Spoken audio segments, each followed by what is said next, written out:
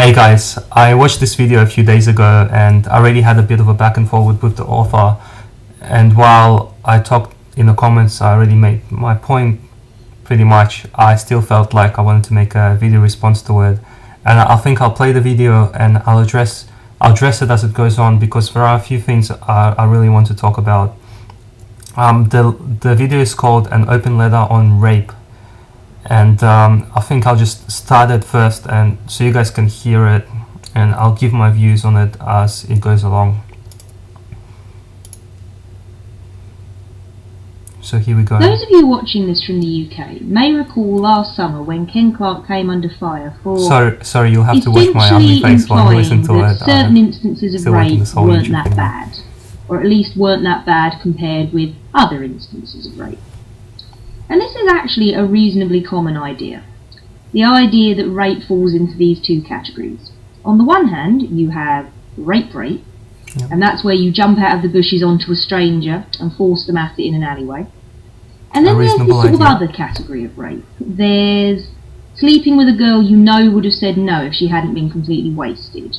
Or sleeping with a girl you know doesn't want to sleep with you because... Okay, I'll stop it right here and make my first comment. How the hell do you know that a girl would not have slept with you unless she wasn't drunk? Like, how do you know that? How do you know? Do you have to be... how do you know? Do you have to be a mind reader, or is there some kind of like test you can take to figure out if a woman would have slept with you if she wasn't drunk? How can you possibly tell, and how could you... well, she's going to suggest it later on, but how could you possibly suggest that a man should be responsible for knowing about whether a woman would have slept with him or not? I think most men would think that a woman would have slept with them either way. I certainly would think that. I'm so sexy. She hadn't expressly protested for some reason. Or not stopping in the middle of sex when a girl says she's changed her mind.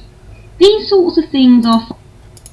Okay, not stopping during sex if a girl changed her mind. That means you're already having sex, so she wanted to have sex with you and then she said stop, and you didn't stop.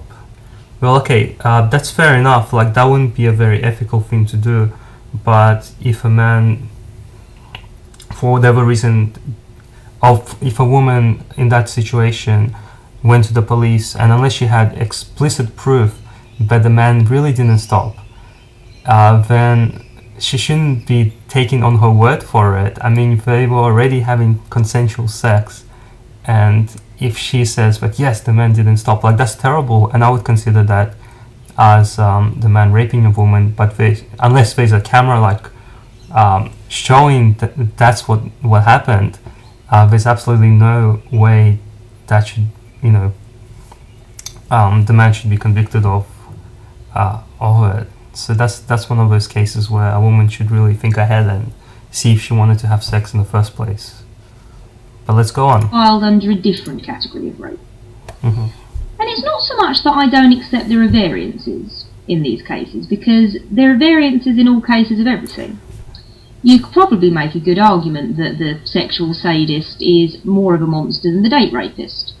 But then you could equally make the argument, I think, that a man who breaks into your house and smashes it to pieces with a sledgehammer is more evil than a man who breaks in just to nick your telly. However, if you report your telly nicked, and the police turn up and don't take you seriously because it wasn't burglary, you'd have every right to be annoyed. No, honey. If a man breaks into your house, and in any reason, it's called breaking and entering, because the man physically did the act of breaking and entering into the place, and the police will take both cases seriously. The punishment will fit the crime. So if a man stole $1 billion, or if a man, like that will, once the man is convicted or the woman is convicted, because women also break into, of course she doesn't mention women throughout this whole video taking any responsibility for anything, but once the person is convicted and sentenced, the sentencing will reflect the crime he did. So if he killed somebody, that's breaking and entering and murder. If he stole something, breaking and entering and burglary. I'm not sure what breaking and entering and smashing things is, but that's something else. The example I think you're looking for is a man, on one hand, breaking and entering, which would be considered rape, and on the other hand, walking up to the door and knocking on the door of the house and talking to the person inside and persuading them to go inside and have a look at it. And then the person in the house changing their mind halfway through and saying, no, I don't want you to be in this house anymore, calling the police and saying that he broke in and entered her house. That is the example you're looking for. Because with all other crimes, with the exception of rape, there seems to be this idea that there is bad crime and terrible crime. Whereas with rape, there's bad crime and crime. barely even a crime at all. I could go into all of the reasons why date rape and these other categories of rape are harmful. I could try and put you into the shoes of the victim and get you to think about it from his or her perspective. However, to me it's always come down to this. Do you have to? Is it really such a big, unreasonable ask to say to men, no, you actually need to get express, clear-minded consent before you put your penis into somebody? You can argue, hey, I wouldn't be bothered, and it's a ridiculous argument. Let's just accept that. Let's say you're not bothered. She is, and you didn't have to. Is there really the need for this big debate over whether or not we criminalise it and enforce that law? Whoa. Okay, so see what she did there? She took a reasonable argument and straight away took it to a very unreasonable level. And this is a sales technique that people use. So they start off with something slightly reasonable, and they'll take it to something less reasonable. And of course, I forgot how much of a jump she made there. So she starts off with a fair argument that a man should maybe think a bit about before taking a completely intoxicated woman home. And to any Amarezo men out there, I would say that yes, you should think twice about it. However, if a man does make the mistake of thinking that a woman saying she wants to have sex with him and suck his dick as consent, if the man makes that, I think, a legitimate mistake that a man could make, and takes her home, but he should not be fucking jailed for it, and it should not be seen as rape. Where is the woman's responsibility in those cases? Of course, she doesn't feel like the woman should have any responsibility either for getting drunk in the first place or giving her consent at the time. But let's listen to this some more. Why is it that we kick and scream about criminalising something that it would be so easy for men just not to do? And I think I've figured this out.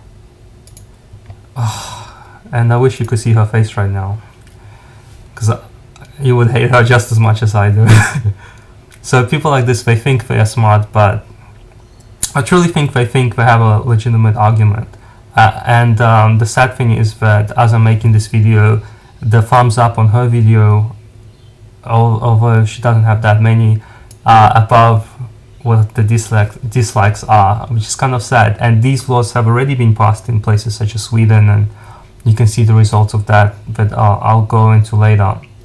But I'll tell you right now that the reason we make it hard for your kind of thinking to go through, and hopefully it will never even be considered again.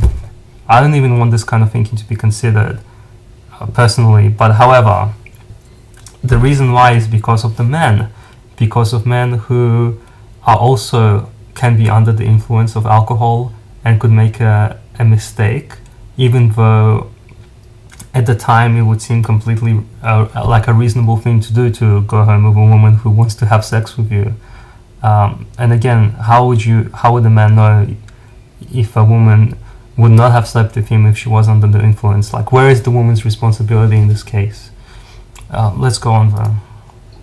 I think the problem is, in these instances, we have a tendency to identify more with the rapist than we do with the victim. Exactly. Well, I certainly do. You see, the rape rapist, the guy and who I jumps hope out of the women out there he is an other. He is also a criminal. do that. Because we are never going to Also do identify that. with the rapist. Not by accident. We don't know anybody who's done that. That person is entirely outside of our world. So we are really on quite safe ground judging them. But the other stuff, that was always accepted before. It will always stay with me. I was once at a public speaking competition, and it was a question of whether the world was getting better or worse. And one particularly strange floor comment came from a man who stood up and said that he didn't like political correctness. And he said, That's you a can't smart call man. people knick-knocks anymore, that's not nice anymore, is it? And I'll always remember somebody sitting next to him in the crowd saying, That's a very smart it was man. never nice. That to me It's not sums it nice. up perfectly. Just because you have been able to do something does not mean that it was right. However, the question we're essentially putting to men is this. It's not nice being called any names, and if you can hear by my accent, I've obviously, although I'm a white male and I would not have any idea what someone who's Asian or black would feel like in terms of racism, I have been discriminated upon. However, I'll say this on a personal level, that my parents didn't get away from political correctness, and my parents didn't escape the socialist country that they came from to come here and have it be exactly the same. Like, the price I pay for freedom is that I'm gonna have to give freedom to people to say some things that are not nice to me, and that's a price I'm personally willing to pay.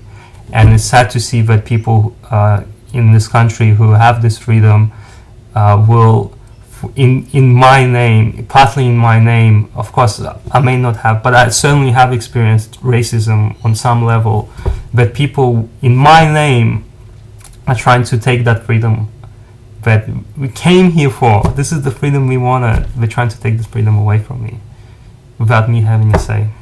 Well, I'm making a say. It's not about whether or not from now on they can make sure they get that express consent. It's not just about re-educating people on their actions moving forward. It's also about getting people to be honest about their actions in the past. Because if we say to men, actually, that other stuff, that is also rape, they might know someone who's done that. Sleeping with a girl who'd had one too many, that was alright in their father's day. Maybe their dad... And it goes on like this. So there's not much of the video left after that, but I recommend you watch it and give me your opinions about it. I already put some comments in there, and of course, the thing that really pisses me off, there are a few things. Number one is that there's absolutely no mention of lesbians taking home women. She mentions men convincing other men of gay sex, but never, even in the comments, I have yet to hear her of a drunk, ugly, fat chick convincing a man to go home with her, and while the man is intoxicated, and then that being considered rape. It's not mentioned here. So, I mean, what are her views on that? I question her.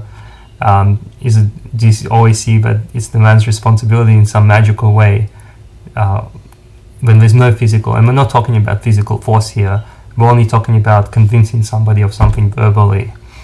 The other thing is that she is using the same techniques that you would use to convince somebody of something they don't want to do in her argument, and I'm not blaming her for that, but the simple reason is that any kind of communication is persuasion. Anything we say, or what I'm talking to you now, is on some level I'm trying to persuade you.